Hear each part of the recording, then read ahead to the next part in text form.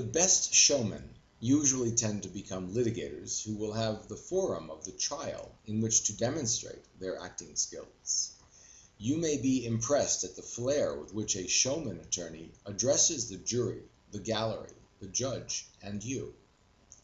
Staying calm and measured in your responses is one reasonable approach to take. However, if you are up to it, more animation in your voice and body language tends to counteract the effect the showman obtains by his own mannerisms and movement around the courtroom. Don't go overboard, but don't appear wooden if possible. Bring the jurors' attention to you by smiling at them. When you answer questions, you can politely and professionally look at the attorney when he asks you each question. Don't be distracted or dismayed by the antics of the showman attorney. That's his job. Your job is to try to capture the jurors' attention when you do respond, and to be convincing with both what you say and how you say it. Now, another type of attorney I call the trickster. Opposing attorneys sometimes keep their toughest questions until the end of the deposition day. If you are paying attention to every question and concentrating greatly on your responses, you will naturally be more tired in the afternoon than you were in the morning. You may look at the clock. You may wonder how close the attorney is to the end of his questions.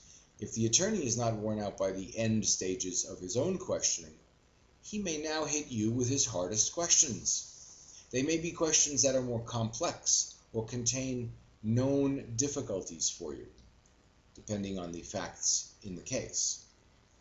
Possibly, these later afternoon type questions may restate one of your earlier answers in ways meant to help the opposing attorney. After you answer, he can ask a follow-up question based on his own restatement of your answer. Now, if you are tired, you might not recognize the subtle differences between your original answer and the attorney's new restatement. Stay alert, as I pointed out in a previous lesson, to any question that includes an obvious restatement of an earlier answer, such as, "Mr. Expert, you said earlier that, whatever." Restatements like this are so common that I'll come back to them again in Lesson 9 on frequently asked testimonial questions.